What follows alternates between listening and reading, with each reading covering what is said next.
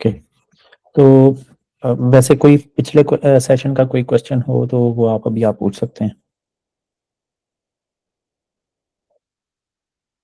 पिछले सेशंस में हमने डिस्कस किया था basic Ubuntu commands, HTTP HTTPS protocols.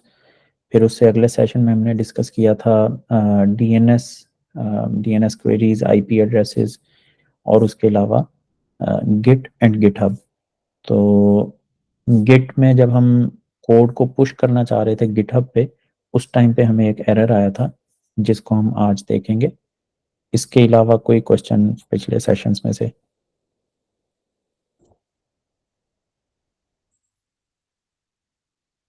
ठीक है, जवेरिया कह रही हैं कि रिकॉर्डिंग्स देखकर फिर प्रैक्टिस करेंगे, अगर कोई प्रॉब्लम आई तो फिर शेयर करेंगे। बिल्कुल ठीक है। हाँ, सेशंस की अपलोडिंग जो है वो, सेशंस की रिकॉर्डिंग जो है वो थोड़ी लेट अपलोड हो रही है। तो इंशाल्लाह आज जो है फोर्थ और फिफ्थ सेशन जो है उसकी रिकॉर्डिंग अपलोड हो जाएगी, और ये वाला सेशन है इसकी इंशाल्लाह कल तक अपलोड हो जाएगी। तो बिल्कुल आप उसकी फिर प्रैक्टिस करके, तो कोई भी इश्यूज हैं आप व्हाट्सएप ग्रुप में या यूट्यूब वीडियो के अंदर कमेंट्स में आप पूछ सकते हैं। चलें हम स्टार्ट करते हैं फिर। स्टार्ट करने के लिए सबसे पहले ब्लर क्यों हो गई है? ओके, हमने यूबंटू ओपन करना है और हम उस डायरेक्टरी में जाएंगे जहां पे हमने अपनी गिट रिपोजिटरी क्रिएट की थी, जहां पे हमने गिट इनिट वाली कमांड चलाई थी। ठीक है, तो हमने इस फोल्डर के अंदर चलाई थी। तो इस फोल्डर में जाने के लिए हम क्या करेंगे, जस्ट थिंक अबाउट इट। बताने की जरूरत नहीं है, बट ये मैं पॉज इसलिए दे रहा हूँ ताकि आपको याद आ सके। तो इस फोल्डर में जाने के लिए हम करेंगे चेंज डायरेक्टरी, सीडी, और आगे फोल्डर का नाम। हम उस फोल्डर में चले गए। अब यहाँ पे आप ls करके देखेंगे तो आपके पास ये फाइल्स पड़ी हैं, लेकिन अगर आप ls डैश LASH, आपको याद होगा हमने लास्ट टाइम जब ls की डिस्कशन की थी तो LASH क्या करता है, या सिर्फ a क्या करेगा, ये सारी फाइल्स दिखाएगा, हिडन फाइल्स भी। तो यहाँ पे आप देख रहे हैं डॉट गिट के नाम से, अच्छा ये ब्लू कलर में जब भी ये टर्मिनल में दिखा रहा है ये आपको फोल्डर दिखा रहा है।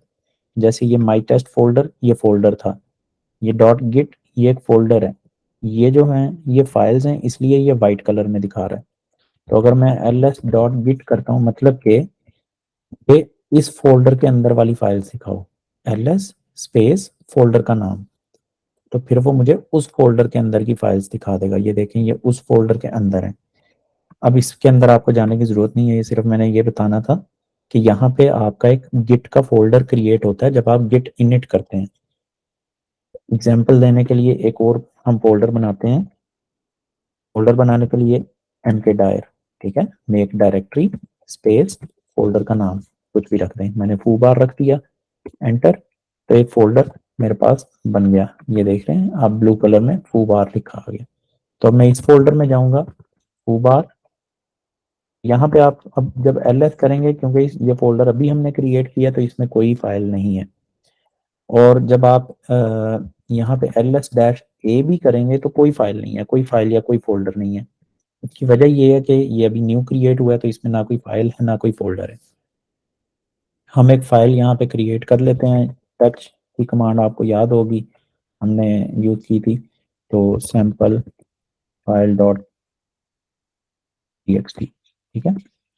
तो ये एक सैंपल फाइल क्रिएट हो गई। अब आप देख रहे हैं ls जो है वो आपको एक फाइल दिखा रहा है, लेकिन अगर आप ls डैश ए करेंगे तो ये आपको अभी भी मतलब सिर्फ फाइल नेम दिखा रहा है, क्योंकि वही तो हमने सिर्फ क्रिएट की है। तो अब अगर हम यहाँ पे, हमने यहाँ इस फोल्डर के अंदर फू बार के अंदर हमने अभी तक गिट इनिट रन नहीं की कमांड, ठीक है। तो उसके लिए अब हम अगर वो कमांड रन करते हैं यहाँ पे तो देखें क्या होता है। लिख के हम एंटर करेंगे तो उसने हमें बता दिया कि एक गिट रेपोजिटरी हमने इसने क्रिएट की है, कहाँ पे, होम रेव फू बार वाले फोल्डर के अंदर डॉट गिट के फोल्डर में, ठीक है। तो ये फोल्डर का पाथ बता रहा है कि कहाँ पे वो रेपोजिटरी क्रिएट हुई है। अब जब मैं ls a करूंगा तो ये देखें मुझे ये डॉट गिट का फोल्डर भी दिखा रहा है। तो जब आप एक रेपोजिटरी इनिशिएट करते हैं इनिट के साथ, तो वो एक डॉट गिट का फोल्डर बना देता है और उसके अंदर कुछ फाइल्स वगैरह क्रिएट करता है जो कि ज़रूरी होती हैं गिट के सॉफ्टवेयर के लिए। ठीक है, अब हम वापस चले जाते हैं अपने पुराने फोल्डर में जिसका नाम था माई टेस्ट फोल्डर। इसमें जाने के लिए अगेन क्या हम कमांड यूज करेंगे, सी डी चेंज डायरेक्टरी और आगे फोल्डर का नेम। तो ये आप देख रहे हैं कि युबंटू में आपकी बहुत ज़्यादा कमांड्स यूज़ होंगी। तो ये आप जब बार बार एक ही कमांड आप रन करेंगे तो आपको खुद से ये याद हो जाएंगी। इसलिए आपने कोई घबराना नहीं है, टेंशन नहीं लेनी। ये बहुत इजी है युबंटू को इस्तेमाल करना, ये याद हो जाता है सब कुछ। अच्छा, अब हम इस फोल्डर में आ गए हैं। अब हम अगर देखते हैं दोबारा से, डॉट गिट का फोल्डर हमारे पास पड़ा है और ये दो फाइल्स भी पड़ी हैं। अच्छा, अब हमने जो एरर आ रहा था हमें, हम वो देखते हैं कि एरर क्या था। गिट स्टेटस बस आपको बता रहा होता है कि आपकी फाइल्स इस टाइम कहाँ पे हैं। आपको याद होगा लास्ट टाइम हमने वो डिस्कस किया था। मैं एक मिनट आपको दिखाता हूँ।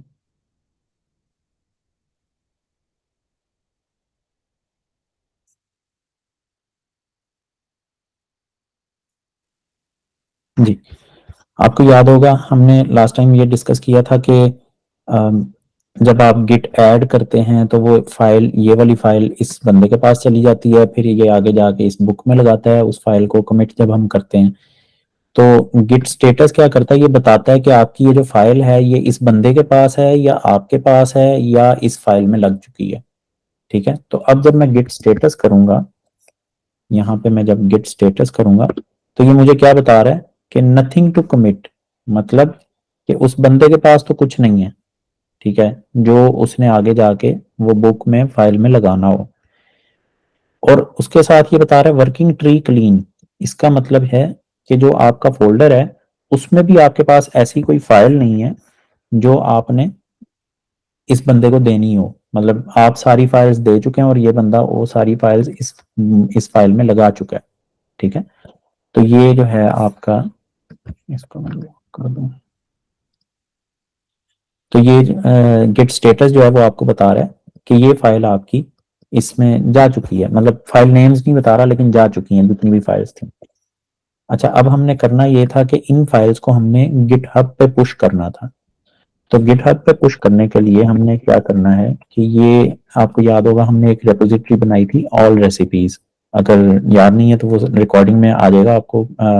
रिकॉर्डिंग में आप देख सकते हैं कि ये रेपोजिटरी कैसे क्रिएट की थी हमने। अच्छा, ये रेपोजिटरी क्रिएट हुई, उसके बाद हमने इसको ये वाली 3 कमांड्स हमने चलाई थी, याद होगा आपको लास्ट टाइम हमने चलाई थी।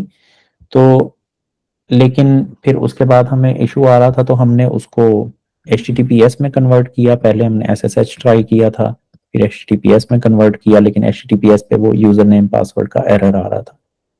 अच्छा, तो अब बेसिकली आप HTTPS यूज नहीं कर सकते। गिटहब ने उस चीज को ब्लॉक कर दिया है। जो भी आपकी रेपोजिटरीज हैं उनमें आप जब पुश करेंगे डाटा को तो आप SSH के जरिए करेंगे। तो हमेशा आपने SSH पे ही रहना है, क्लिक करना है। जब आप रेपोजिटरी क्रिएट करेंगे तो बाय डिफॉल्ट भी यही वाला सेलेक्ट हुआ होगा, SSH। ठीक है, अच्छा अब आपने ये सिलेक्ट कर लिया और अब मैं जरा ना यहाँ पे एक चीज वैसे ही करने लगा हूँ। ये मैं उस फोल्डर को डिलीट कर रहा हूँ जो डॉट गिट वाला फोल्डर है। आरएम आपको याद होगा, आरएम करता है एक फाइल को डिलीट। यही आरएम जो कमांड है ये एक फोल्डर को डिलीट करने के लिए भी इस्तेमाल होती है। तो जब मैं ये करूंगा, आरएफ को आप इग्नोर करें। आरएफ आपने नहीं करना ये आरएफ, क्योंकि जब तक आपको आइडिया नहीं होगा पूरा तब तक आप यूज ना करें। इसका मतलब ये होता है कि फोर्सफुली डिलीट कर दो, मतलब जो मैं कह रहा हूँ कर दो, बस मुझसे कुछ ना पूछो। अगर आप ये करते हैं और आपने गलती से आगे फोल्डर का पाथ जो है वो कोई ऐसा दे दिया जो आप डिलीट नहीं करना चाह रहे थे, तो वो डिलीट हो जाएगा और उसको रिकवर नहीं कर सकते आप। इसमें रिसाइकल बिन नहीं होता, यूबंटू में रिसाइकल बिन नहीं होता जहां से आप फाइल को दोबारा रिस्टोर कर सकें। अच्छा, अब आपने, अब मैं अगर LS A करता हूँ तो यहाँ आप देख रहे हैं डॉट गिट का फोल्डर नहीं है अब। इसका मतलब है ये मेरा फोल्डर जो है ये गिट की रिपोजिटरी ही नहीं रहा। तो अब हम फ्रेश दोबारा से स्टार्ट करेंगे, ताकि जो हमारा पिछला जो सेटअप था वो जो खराब हो गया था वो अब इशू ना करे। हम नए सिरे से इसको शुरू करेंगे। तो अब यहाँ पे मैं दोबारा से गिट इनिट, ये मेरी एक रेपोजिटरी इनिशियलाइज कर देगा। ये देखें, initialize empty git repository at this folder. अब मैं LSA करता हूँ तो ये इसने डॉट गिट का फोल्डर भी बना दिया। अब अगर मैं गिट स्टेटस करता हूँ, क्योंकि मैंने सब कुछ डिलीट कर दिया था डॉट गिट के फोल्डर में जो कुछ पड़ा था, तो ये जो फाइल है आपके पास, ये जो बुक है, ये भी उस डॉट गिट के फोल्डर में ही पड़ी होती है। तो जब आपने वो फोल्डर ही डिलीट कर दिया तो ये भी डिलीट हो गई। तो इसका मतलब है कि अब ये जो फाइल्स आपके पास पड़ी है ना आपके फोल्डर में, वो दोबारा से आपको एक न्यू बुक में भेजनी पड़ेंगी। अब हमने एक रिपोजिटरी न्यू बनाई है, दैट मीन्स एक न्यू बुक बनाई है। तो अब जब मैं गिट स्टेटस करता हूं तो वो देखें, वो बता रहा है कि आपके पास कुछ फाइल्स हैं जो आपने कमिट नहीं की, मतलब कि उस बुक में नहीं भेजी। ठीक है, तो यहाँ पे आप क्या करेंगे, दोबारा से आप वही कमांड रन करेंगे, git add cake dot RB. इसी तरह से git add cookies dot RB. Git add की कमांड क्या करती है, गिट एड कुकीज क्या करती है, ये वाली फाइल इस बंदे को पकड़ा देती है। अब अगर हम गिट स्टेटस करते हैं तो अब ये देखें, वो बता रहा है कि चेंजेस टू बी कमिटेड, कि ये वाली फाइल्स जो हैं ये कमिट होने के लिए तैयार है, मतलब इस बंदे के पास हैं, जब आप कहेंगे ये कमिट कर देगा। तो अब मैं कहता हूं कि हाँ गिट कमिट और डैश एम, एम का मतलब मैसेज, कि मैसेज क्या देना है वहां पे, कि ये मैं 2 फाइलें लाया हूँ जी, ये अपने पास रख लें, फॉर एग्जांपल इस तरह का कोई मैसेज। ठीक है, adding cookies and cake recipes, वो भी आप नाम देना चाहें इसे। ठीक है, जो भी मैसेज देना चाहें। एंटर प्रेस करेंगे तो उसने आपको बता दिया कि कुकीज और केक रेसिपीज वो मैसेज जो है वो कमिट हो गया मास्टर ब्रांच में, क्योंकि हम ब्रांच मास्टर ब्रांच पे थे। ब्रांचेस क्या होती हैं इसको हम अभी डिस्कस नहीं करेंगे, क्योंकि ये जरूरी नहीं है। असल मकसद गिट और गिटहब को अभी सीखने का ये है ताकि आप अपना कोड जो है वो गिटहब पे भेज सकें, ताकि मैं उस कोड को देख सकूं। जब आगे चल के हम प्रोग्रामिंग के सेशंस करेंगे तो फिर हम ब्रांचेस भी क्रिएट किया करेंगे। अच्छा, अभी ये ठीक है, फाइल्स जो हैं वो बुक में लग गई हैं। अब अगर मैं गिट स्टेटस करता हूं तो अब वो बता रहा है कि कुछ भी कमिट करने के लिए नहीं है, कमिट हो चुका है ऑलरेडी। ठीक है, ओके। अब यहाँ मैंने कमिट कर दिया। अब अगर मैं वो कमांड्स ये जो मुझे बता रहा है ये रेपोजिटरी वाली, ये मैं चलाता हूं तो क्या होगा, मैं यहाँ पे जाके गिट रिमोट ऐड ये करता हूँ, और फिर मैं गिट ब्रांच एम मेन, इसकी जगह हमने मास्टर करना था, और git push u origin master, ये ब्रांच का नेम देना ना मास्टर। वो गिटहब आपको मेन कह रहा है क्योंकि वो कह रहा है कि मेन के नाम से बना लो, लेकिन हम कह रहे हैं नहीं, हमारे पास मास्टर ब्रांच है तो हमने मेन नहीं बनानी। Git push origin dash u origin master. अब हमें एरर आएगा,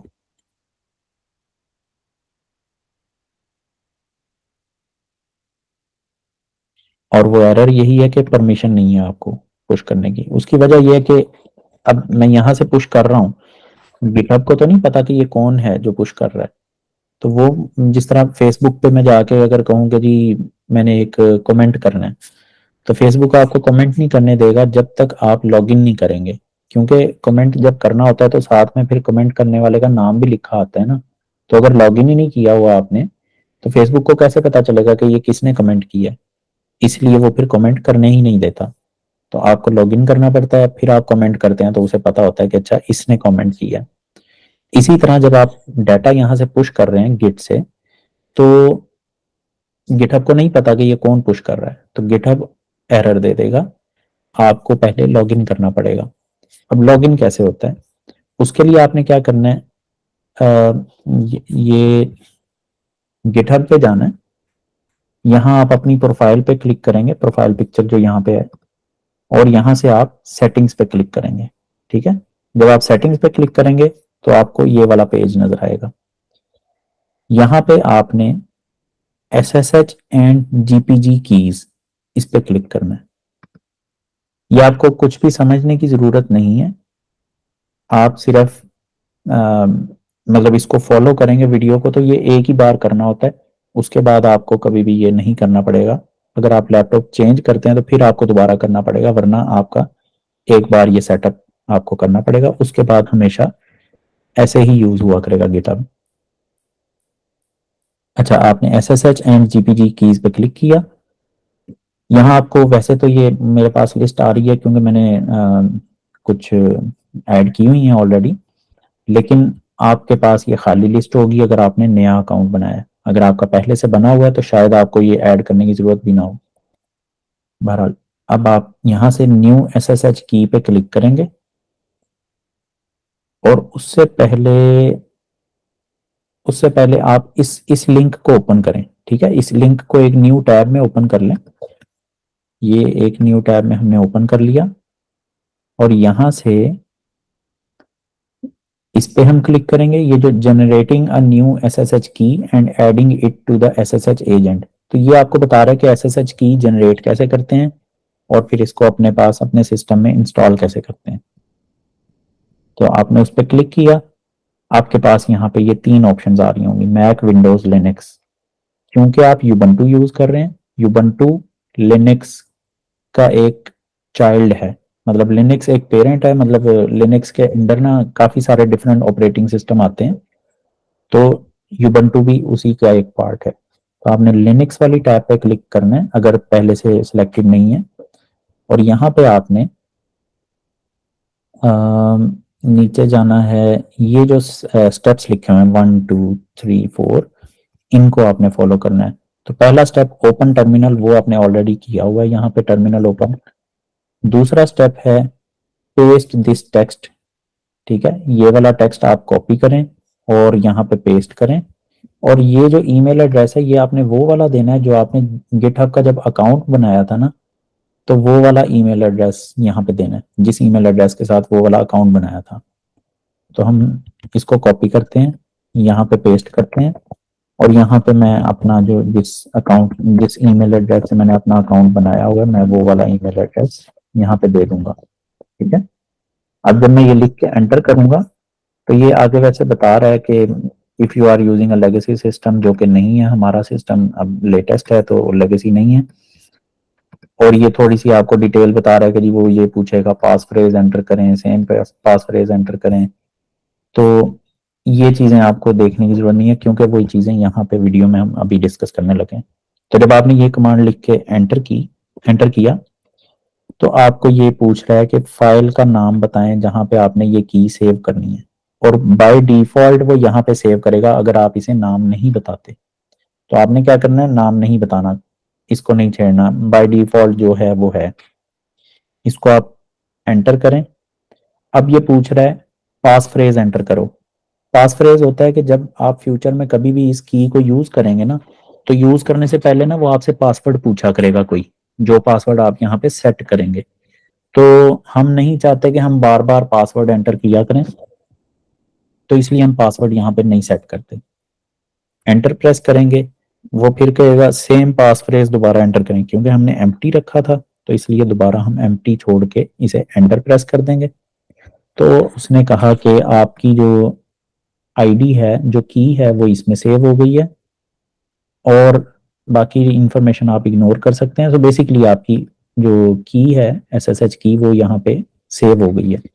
अब अगर ये देखें आप, ये एक पाथ है, एक यूआर पाथ है यूबंटू का, तो इसको आप देख भी सकते हैं कि होम के फोल्डर में, तो स्लैश होम, ठीक है, तो आप ls/home/rev/.ssh करेंगे, तो उस फोल्डर में आप देख रहे हैं ये फाइल आपकी स्टोर हो चुकी हुई है। ठीक है, अगर आप कोई और पाथ देते हैं तो फिर वो वहां पे स्टोर हो जाएगी। अच्छा, ये आपकी अब की बन गई। अब आपने इसको अपने सिस्टम में इंस्टॉल करना है, आप समझें। SSH एजेंट एक सॉफ्टवेयर होता है जहां आपने इस की को देना है। उसके लिए आपने अगेन ये जो स्टेप्स हैं इनको बस एज इट इज फॉलो करना है। पहला स्टेप, इसको आपने कॉपी करना है, कॉपी करके यहाँ पे पेस्ट किया, एंटर। इस तरह से कुछ लिखा आएगा, एजेंट PID, आगे कोई भी नंबर होगा, डिफरेंट कोई भी नंबर हो सकता है, जिस तरह यहाँ पे उन्होंने बताया कि इस तरह का कोई नंबर होगा, एजेंट PID, ठीक है। अच्छा, नेक्स्ट आपने ये कॉपी करना है, इसको आप अपने SSH एजेंट में ऐड कर रहे हैं। जब मैंने ये लिख के एंटर किया, क्योंकि हमने नाम चेंज नहीं किया था तो इसलिए नाम चेंज ना करें, ताकि ये ट्यूटोरियल जो है ना ये आपके लिए इसी तरह काम करे। तो आपको सिर्फ कॉपी पेस्ट ही करना पड़ेगा। की का नाम आप यही वाला रखना जो आपने बाय डिफॉल्ट आपको वो देगा। अच्छा, जब मैंने SSH ऐड किया तो ये कहता है आइडेंटिटी ऐड हो चुकी है, मतलब कि ये जो की थी वो ऐड हो चुकी है। अब ये की तो आपके सिस्टम में ऐड हुई है, अभी आपने गिटहब पे भी ये की ऐड करनी है, क्योंकि गिटहब आपका सिस्टम जो है इस की को इस्तेमाल करेगा जब कोड भेजेगा गिटहब के पास, और गिटहब भी उसी की को देखेगा कि अच्छा ये किस की के साथ है कोड। अगर वो की गिटहब में ऐड हुई हुई है तो फिर आप जो है गिटहब जो है वो आपको अलाउ कर देगा, अगर ऐड नहीं हुई तो गिटहब अलाउ नहीं करेगा। टेस्ट कर लेते हैं हम यहाँ पे। हमने गिट पुश वाली कमांड जो रन की थी उस पर एरर आया था ना हमें, git push -u origin master करते हैं तो अभी भी एरर आ रहा है, वही एरर है, ठीक है। उसकी वजह ये है कि हमने गिटहब को अभी वो की नहीं दी, तो अब हम गिटहब को वो की देने जा रहे हैं। अच्छा, ये प्री रेक्विजिट्स हैं, इनको आप छोड़ दें, इग्नोर करें, क्योंकि ये हमने कर लिए हैं। ये पूछ रहा है कि आप चेक कर लें कोई एग्जिस्टिंग SSH कीज हों या जनरेट कर लें एक न्यू, वो हम कर चुके हैं। तो हम सीधा ये स्टेप पे आएंगे, स्टेप नंबर 1 पे, कि आपकी ये जो की है इसको कॉपी करें। अच्छा, यहाँ पे आपने ये कमांड ऐसे ही अगेन आपने मेक श्योर करना है कि ऊपर आपने लिनक्स सेलेक्ट किया हुआ है और यहाँ से वेब ब्राउजर सेलेक्ट किया हुआ है। तो यहाँ पे आप इस कमांड को कॉपी करेंगे, यहाँ पे मेक श्योर करेंगे ये डॉट पब जरूर लिखा हो इसके बाद। अगर डॉट पब नहीं लिखा होगा तो ये आपकी प्राइवेट की कॉपी कर लेगा जो गिटहब आपको ऐड नहीं करने देगा। हम करके देख लेते हैं, हम डॉट पब कॉपी नहीं करते। इस तरह से हमने किया ये कैच, ये प्राइवेट की हमारे पास आ गई, ठीक है। और ये select and copy, so basically अब ये फाइल का कंटेंट आपके पास यहाँ नजर आ रहा है, तो आपने ना इसे सेलेक्ट करना है और फिर इसको कॉपी कर लेना है, कंट्रोल-C, ठीक है। अब ये कॉपी हो गया। अब आप अपने गिटहब अकाउंट में जाएंगे, जो हम पहली स्क्रीन पे थे जहां पे हम ये SSH कीज वाली स्क्रीन पे, न्यू SSH की, यहाँ पे सम टाइटल, और यहाँ पे आप टाइप करेंगे, की पेस्ट कर देंगे। जब आप की पेस्ट करेंगे ये आपको इस वजह से एरर देना चाहिए था। मैं 1 मिनट, ये तो मुझसे वो टू ऐसे पूछ रहे हैं ना, ये आपको नहीं आएगा, ये मैंने सेटअप किया हुआ जरा ताकि सिक्योर रहे मेरा अकाउंट।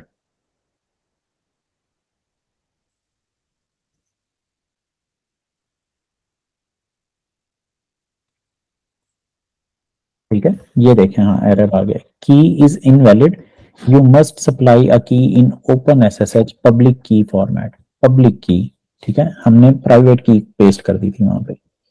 तो अब हम दोबारा करते हैं, यहाँ से हम करेंगे डॉट पब भी लिखा होगा अब इसके बाद।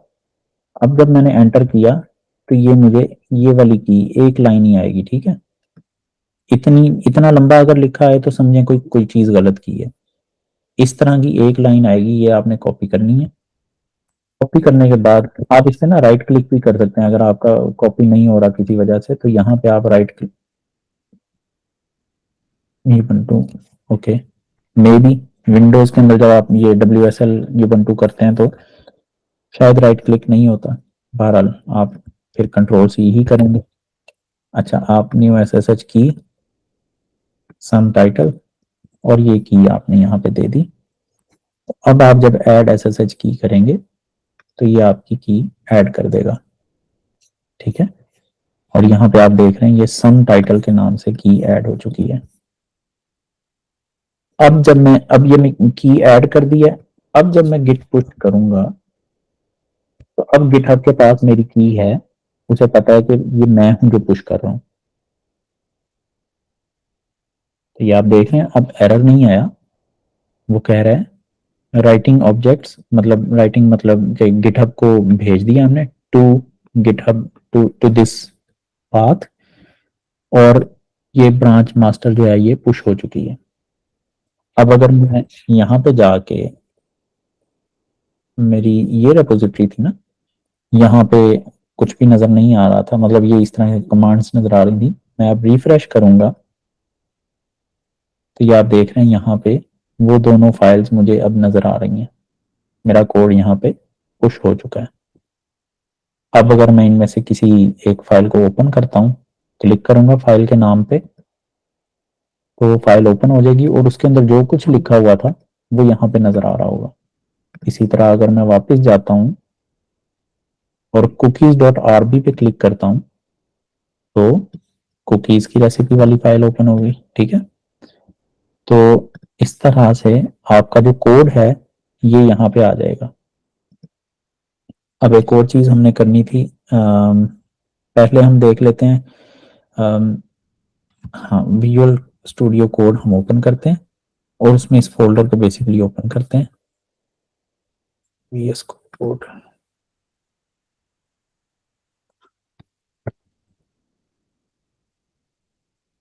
विजुअल स्टूडियो हमने ओपन किया। यहाँ पे वो विजुअल स्टूडियो ना बाय डिफॉल्ट यहाँ पे मतलब दिखा रहा होता है रिसेंट फोल्डर्स आपने कौन से बनाए हैं या कौन से ओपन किए हैं। तो हम वो दिखा रहा है तो हम इस पर क्लिक कर देंगे तो फोल्डर ऑटोमेटिकली ओपन हो जाएगा। ठीक है, ये फोल्डर ओपन हो गया। इसको फिलहाल आप इग्नोर करें क्योंकि गिट हमने यूबंटू में किया हुआ तो हमें गिट नहीं चाहिए। अब ये केक रेसिपी में ये देख रहे हैं आप, बिल्कुल वही कंटेंट है, वही टेक्स्ट है जो हमें गिटहब पे नजर आ रहा है।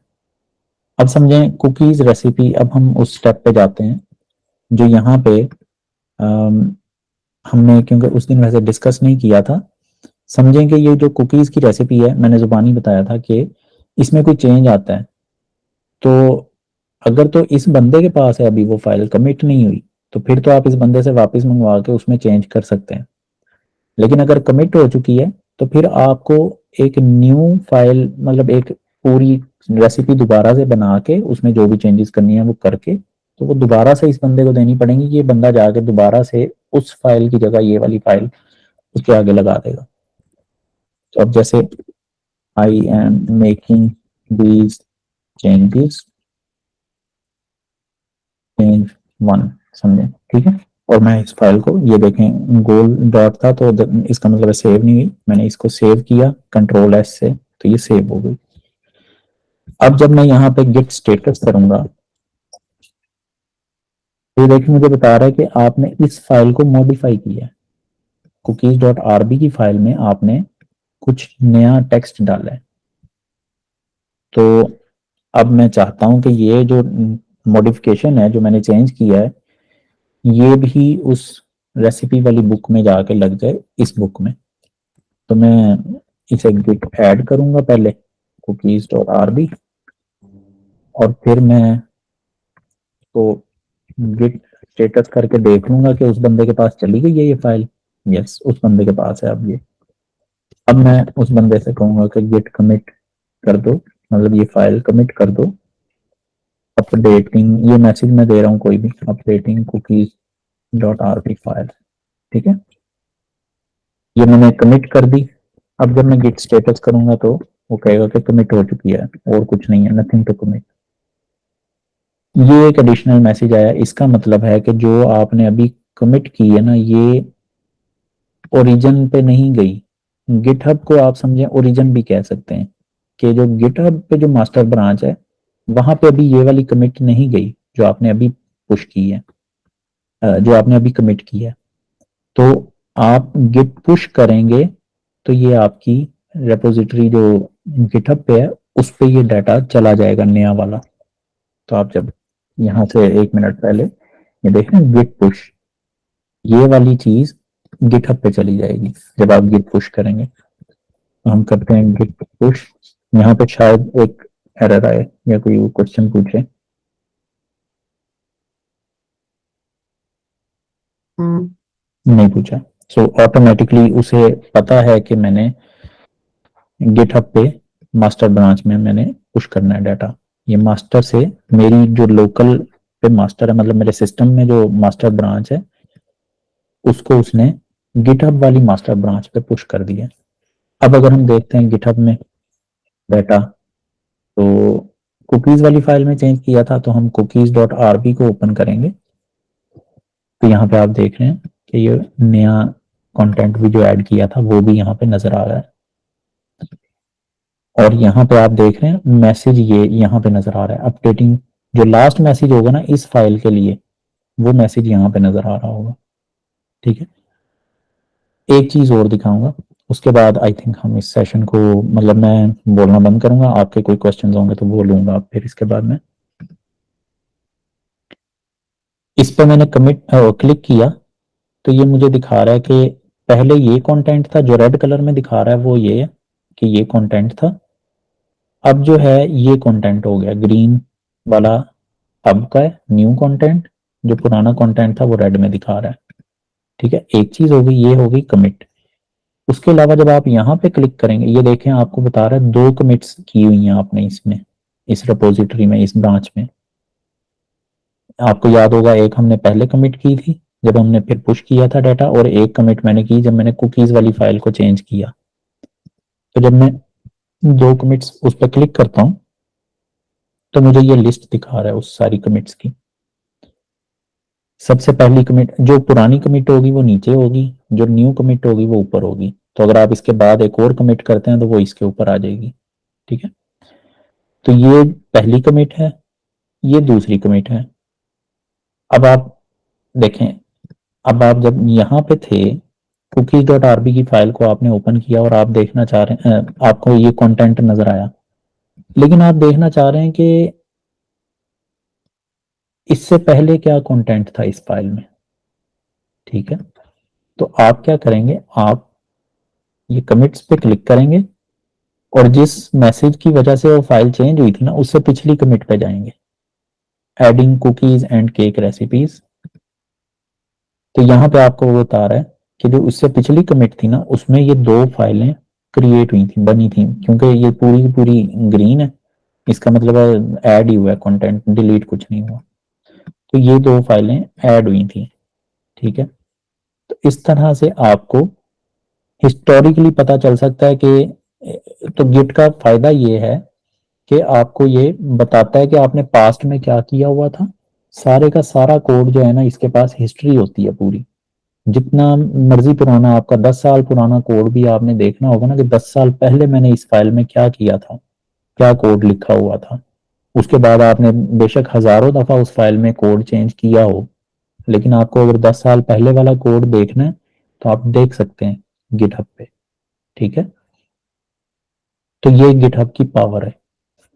और इसी पर्पस के लिए मतलब एक बहुत बड़ा पर्पस गिट और गिटहब को यूज करने का यही है कि आप कोड पुराना देख सकते हैं।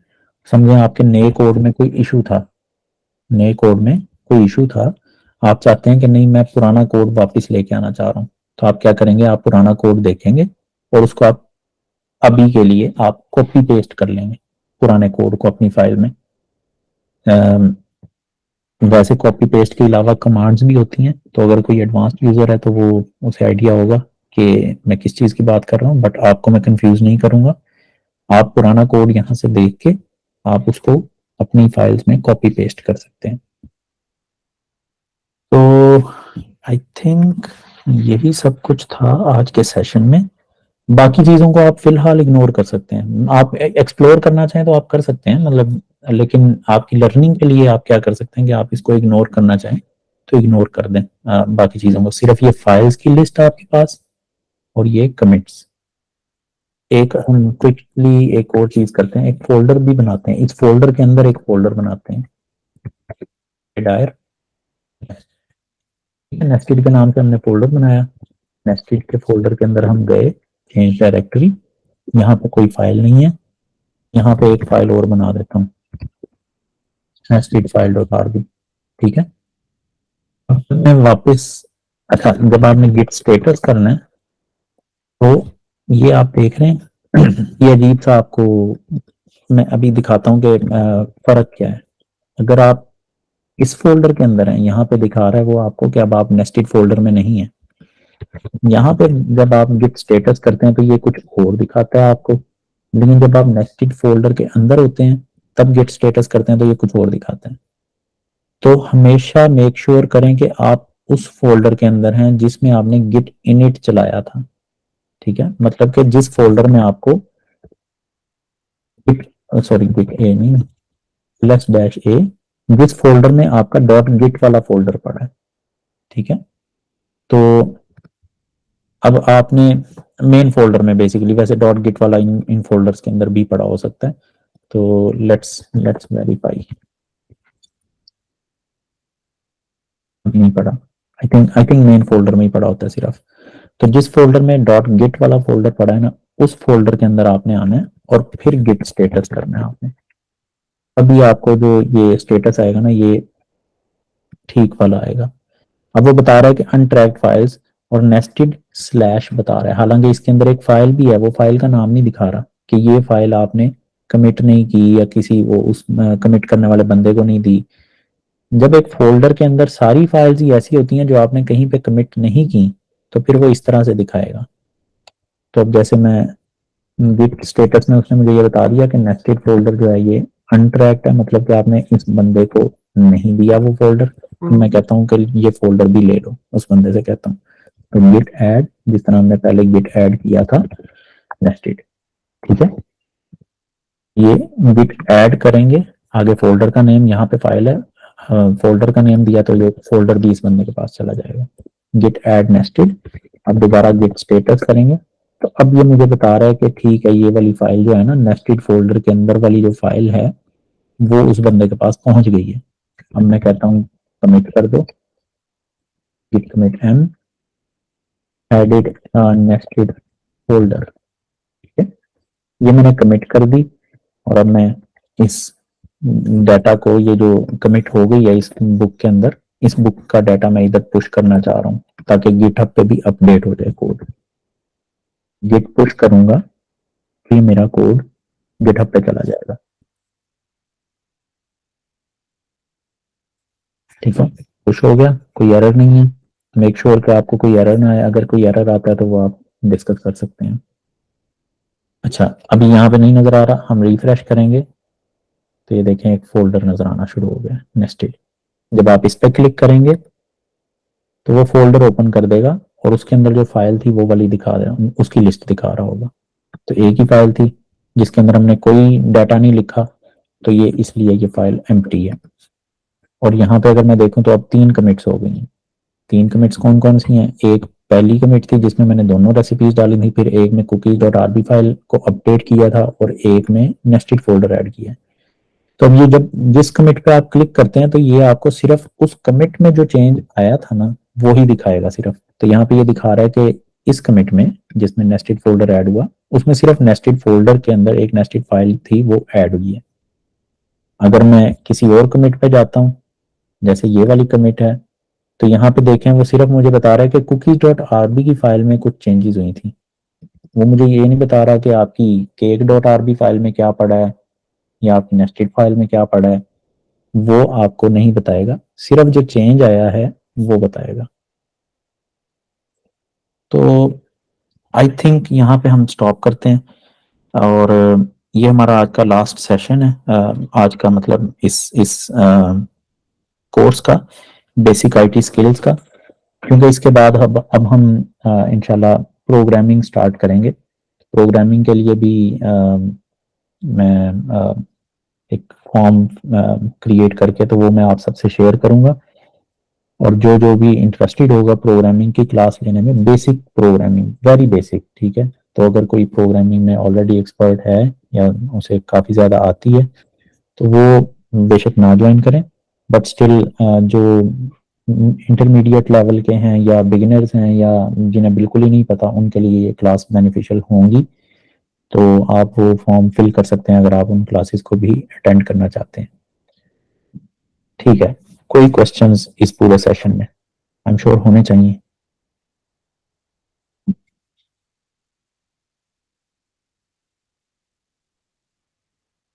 कोई क्वेश्चन नहीं है?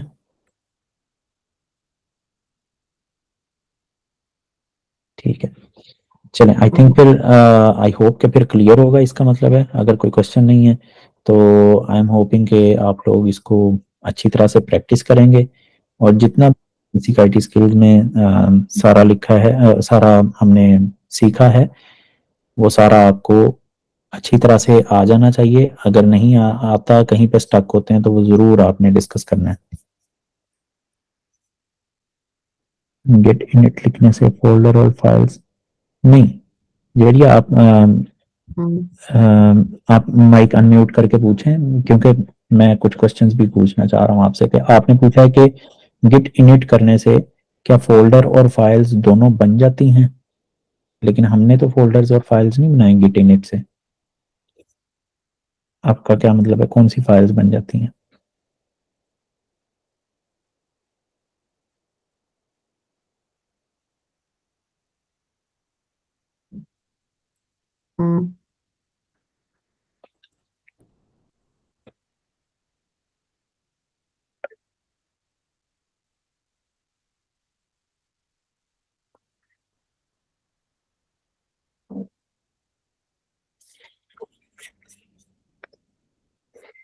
ओके, आपने लिखा गिट इनिट से एक्चुअल होता क्या है फिर?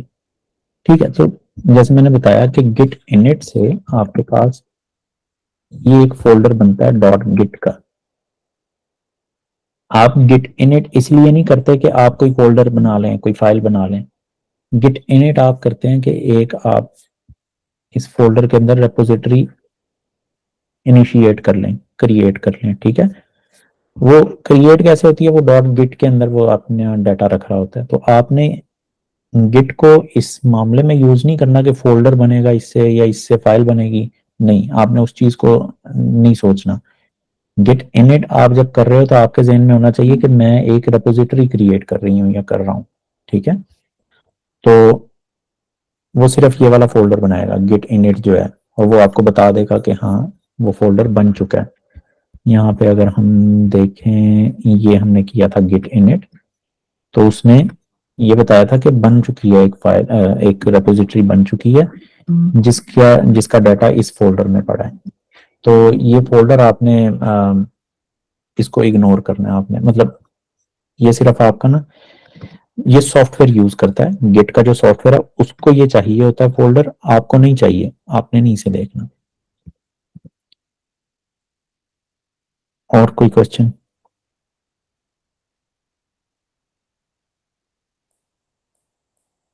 ठीक है, मुबर्रा आपने क्वेश्चन किया कि प्रोग्रामिंग, बेसिक प्रोग्रामिंग में कौन सी प्रोग्रामिंग लैंग्वेज हम यूज करेंगे। देखें, प्रोग्रामिंग लैंग्वेजेस बहुत सारी हैं। यूनिवर्सिटीज जो हैं वो जनरली सी प्लस प्लस या जावा वगैरह पढ़ाती हैं, और थोड़ी बहुत इनिशियली जो है आपको सिखाने के लिए कोई जे बेसिक या इस तरह से कोई बड़ी बेसिक सी लैंग्वेज भी वो सिखाते हैं।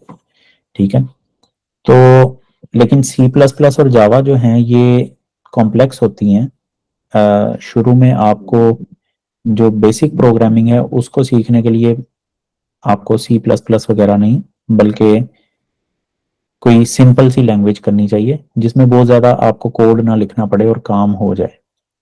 मिसाल के तौर पे पाइथन लैंग्वेज है, रूबी है। ठीक है, ये लैंग्वेजेस ऐसी हैं जिनमें आपको ज़्यादा कोड नहीं लिखना पड़ता और वो आपका काम हो जाता है। सेम काम जो आप सी प्लस प्लस वगैरह में करते हैं या जावा में करते हैं, वही काम आप कम कोड में रूबी और पाइथन में कर सकते हैं। तो हम बेसिक प्रोग्रामिंग में रूबी को करेंगे, रूबी लैंग्वेज को। और रूबी लैंग्वेज आप इंटरनेट पर सर्च करें, रूबी लैंग्वेज काफ़ी डिमांड में है। रूबी ऑन रेल्स इसका एक फ्रेमवर्क है जो वेबसाइट्स बनाने के लिए इस्तेमाल होता है, वेब डेवलपमेंट के लिए।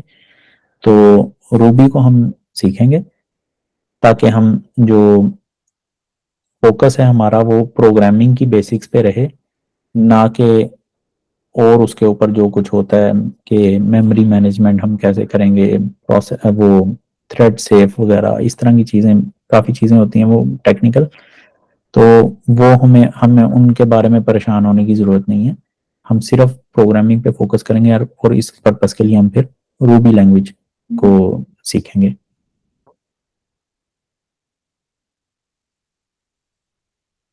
ठीक है, और कोई क्वेश्चन किसी का?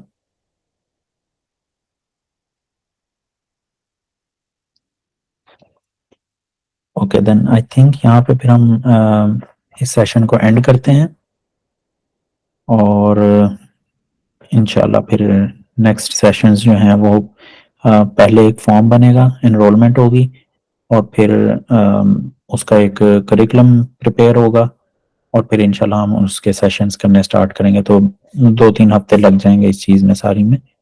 तो इंशाल्लाह हम 2-3 हफ्तों के बाद प्रोग्रामिंग को स्टार्ट करेंगे।